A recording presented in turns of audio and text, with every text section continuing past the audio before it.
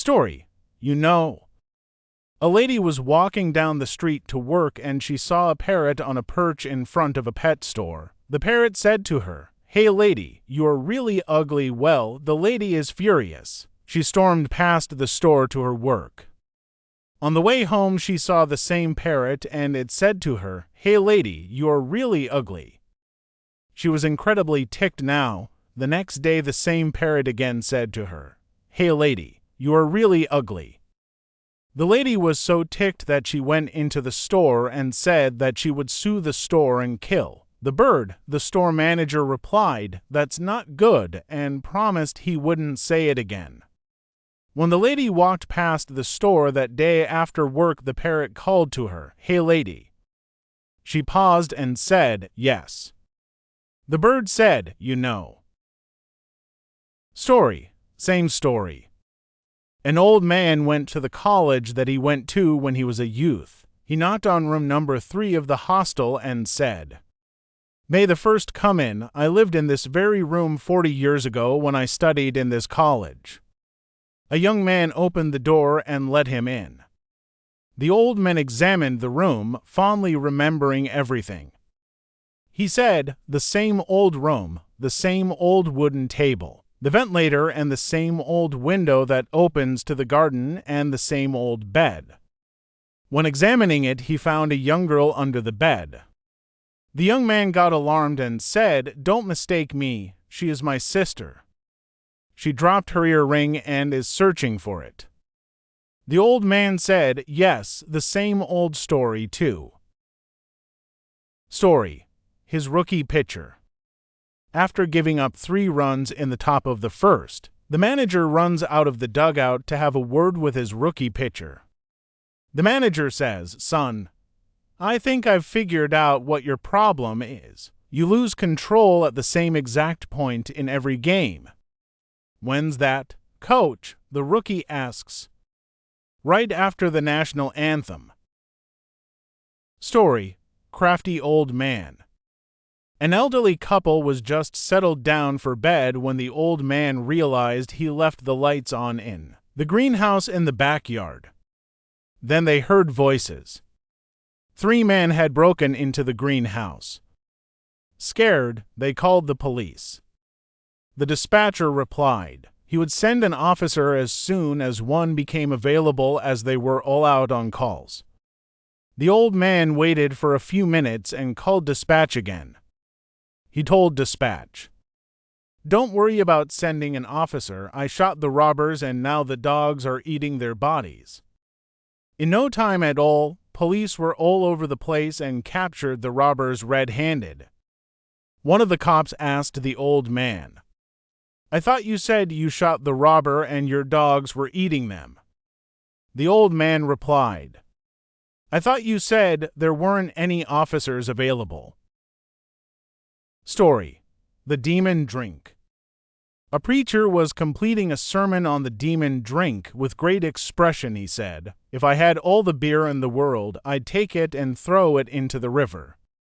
With even greater emphasis he said, "And if I had all the wine in the world, I'd take it and throw it into the river." And then finally he said, "And if I had all the whiskey in the world, I'd take it and throw it into the river." He sat down. The song leader then stood very cautiously and announced with a smile, "For our closing song, let us sing hymn 365, Shall We All Gather at the River?" Story. Whatever God Catches. 3 ministers are talking about how they treat the collection plate take. The first minister says, "I draw a circle on the floor and then toss the money in the air.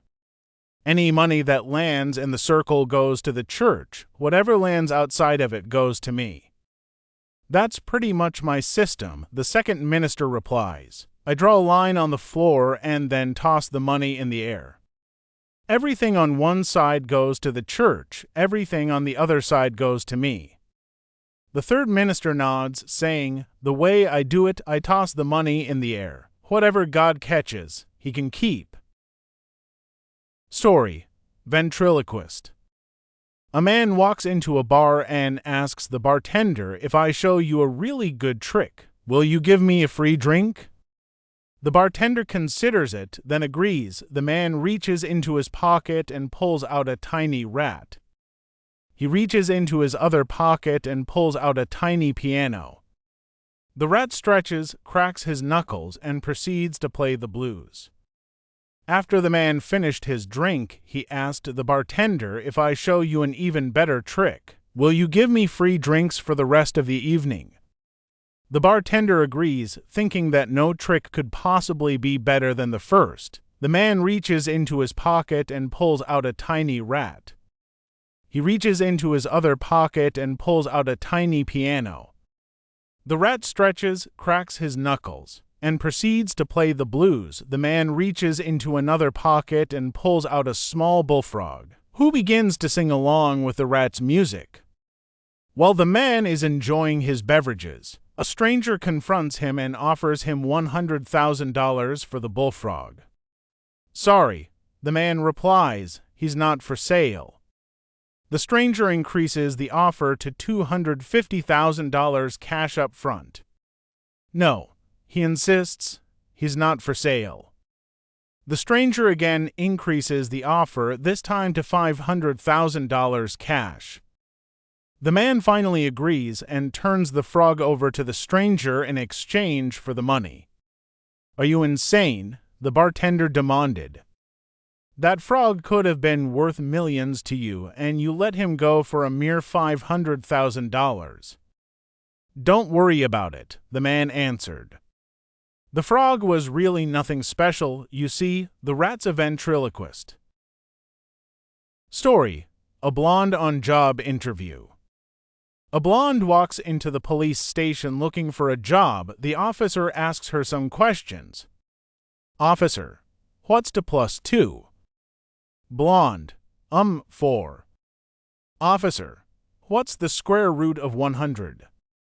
Blonde: 10. Officer: Good. Now, who killed Abraham Lincoln? Blonde: I dunno. Officer: Well, you can go home and think about it. Come back tomorrow.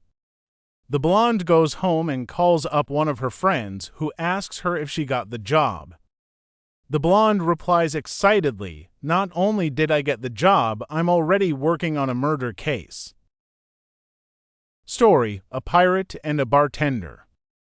A pirate walked into a bar and the bartender said, Hey, I haven't seen you in a while. What happened? You look terrible. What do you mean? Said the pirate. I feel fine. What about the wooden leg? You didn't have that before. Well, said the pirate, we were in a battle and I got hit with a cannonball, but I'm fine now. The bartender replied, Well, okay, but what about that hook? What happened to your hand? The pirate explained, We were in another battle. I boarded a ship and got into a sword fight. My hand was cut off. I got fitted with a hook, but I'm fine, really. What about that eye patch? Oh, said the pirate, one day we were at sea and a flock of birds flew over. I looked up, and one of them pooped in my eye.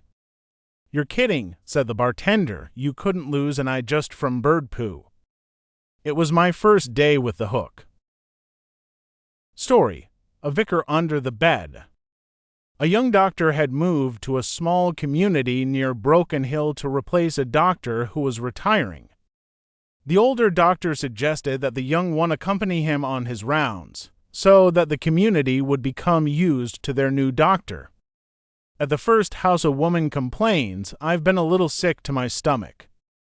The older doctor says, Well, you've probably been overdoing the fresh fruit. Why not cut back on the amount you've been eating and see if that does the trick? As they left, the younger man said, You didn't even examine that woman. How did you come to your diagnosis so quickly? I didn't have to. You noticed I dropped my stethoscope on the floor in there. When I bent over to pick it up, I noticed a half-dozen banana peels in the waste bin. I knew that was what probably was making her sick. The younger doctor said, Pretty clever. If you don't mind, I think I'll try that at the next house.